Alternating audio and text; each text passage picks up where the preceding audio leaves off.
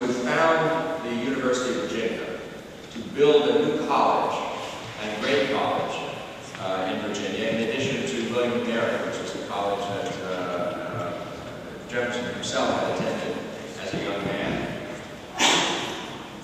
To show you how important they thought educating the next generations, and particularly educating them in the truths of politics, Republican politics with a small r, Democratic politics with a small d. You might take a look at Thomas Jefferson's tombstone for a moment. Now, Thomas Jefferson had a varied and amazing career.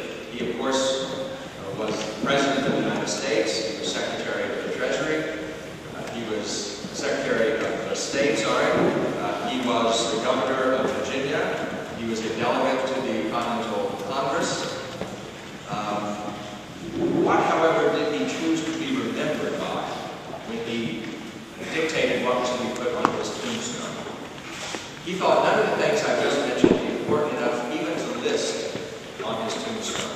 Not President of the United States, not Governor of Virginia, not Secretary of State. The three things he listed were these: that he was the author of the Declaration of Independence, the author of the Virginia Statute for Religious Freedom, which I'm going to talk a little bit about later, which was the statute that disestablished the Anglican Church in Virginia. And the third thing he chose to be remembered by, he was father of the University of Virginia. He thought that act of civic education more important, more lastingly important, more glorious, you could say, than being president or even being the builder of the Democratic Party, which that's another one of his tasks and his functions in politics. Now, James Madison helped his friend Jefferson get the University of Virginia started, and it was part of one of Madison's assignments to draw up a reading list that students of government would have to subject themselves to in the classrooms of the University of Virginia. And you're in a nice position when you're filling the reading list for such an institution, when you're one of the founding fathers and Jefferson is another. So on the reading list, of course, went Jefferson's Declaration of Independence and Madison's Federalist Papers, along with the Kentucky-Virginia resolutions, which they each wrote as well. So his own works and his friends' works filled a large part, the central part, the most fundamental part of the reading list for future generations of Virginians. It's my contention that future generations of Americans should be reading the same things. There are many other books we might want to read now in classes on civic education and American history, but I think it makes sense to start with the founding.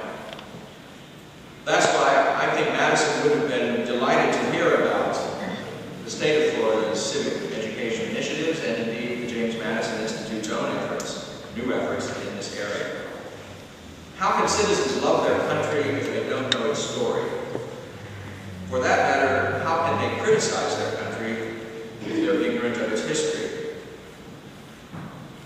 The effort to revive civic education today, which is beginning all around the country, is not going to be easy. There are many obstacles to it. A friend of mine who teaches in the University of California system said that one of his student comments or student evaluations at the end of his class was as follows: "This course is intellectually demanding, which is why I did not like it."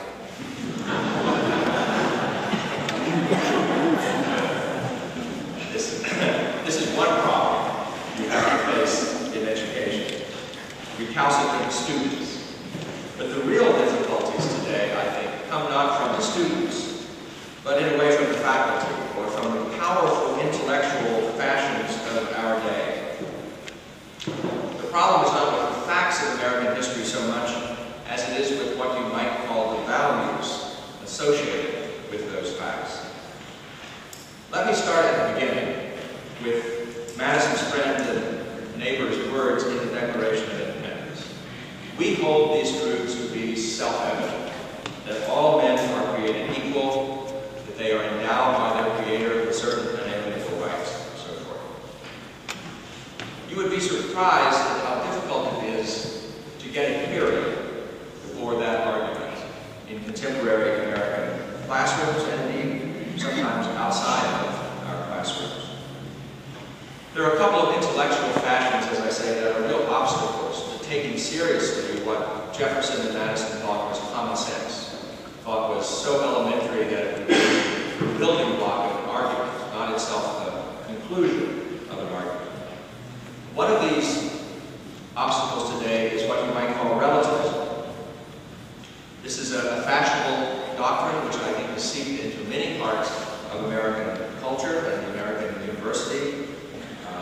It came perhaps originally more from the left than the right, but now there are versions of it on both sides of the political spectrum.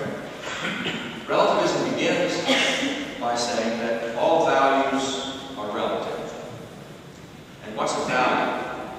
This is a new word in American politics. Not before the 20th century would anyone have talked about values in the sense in which we use the term today all the time. What we call values, previous generations of Americans would have called principles, morals, truths. That is, they would have regarded them as at least making some claim to being real, to being objectively true in some interpersonal sense. When we speak, the term values really means something that is valuable because you happen to value it. It implies that all such judgments are really like judgments of taste, like the difference between preferring chocolate ice cream to vanilla ice cream. Your values, your moral values, are similarly matters of personal judgment that you couldn't give a rational explanation for, nor could you possibly make an argument to try to sway someone else about, at least not a rational argument. You couldn't argue someone into liking chocolate ice cream rather than vanilla ice cream.